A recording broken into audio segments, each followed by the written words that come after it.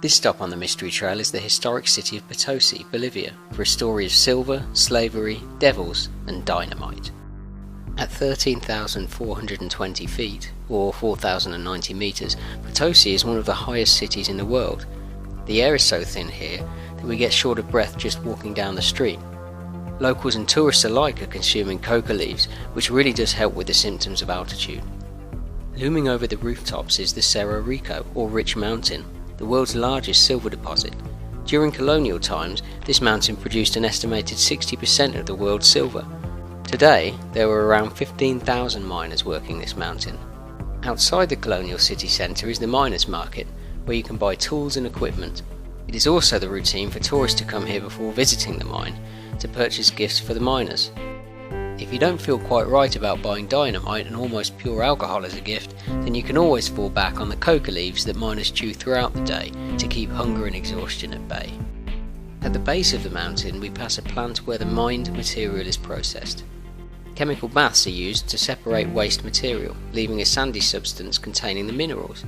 Silver, zinc, lead and tin can all be found here, although these days the silver is scarce.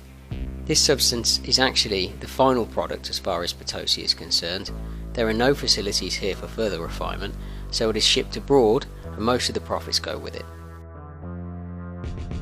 There is a good reason to be nervous as we ascend Cerro Rico.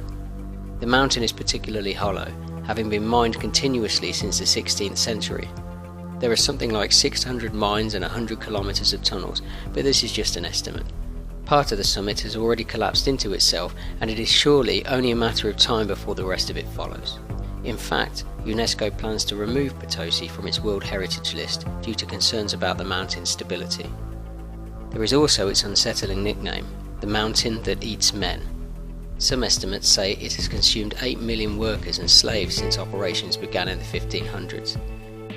Inside the mine shaft, the only illumination is from our helmet lamps, and we regularly have to crouch to pass through. It is Friday afternoon, and the mine is unusually quiet. Most workers start early on a Friday so that they can start drinking in the afternoon. Our guide leads us deeper and deeper into the labyrinth, preoccupied with the idea of finding some men still at work, although we do not share his enthusiasm for this. We come across a pair who have spent the week trying in vain to locate a new mineral deposit, and are drowning their sorrows in one of the passages.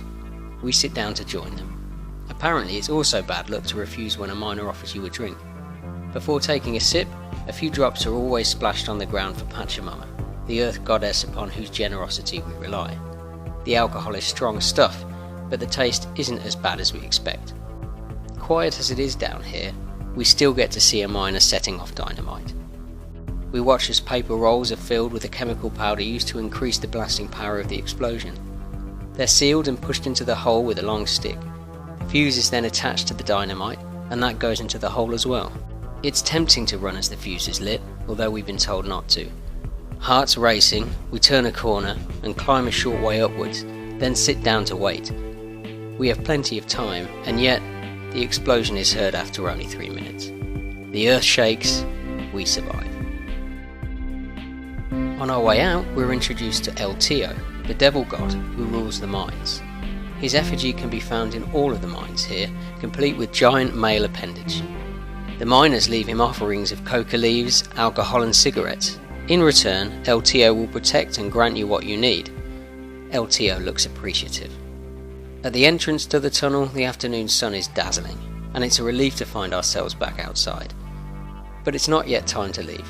We must first share some more drinks with the miners outside who are finished for the day. Sips again must be taken in even numbers for luck, and for the miners, they want all the luck that they can get. Thanks for watching, and don't forget to read the full write-up from our visit to Potosi on themysterytrail.com.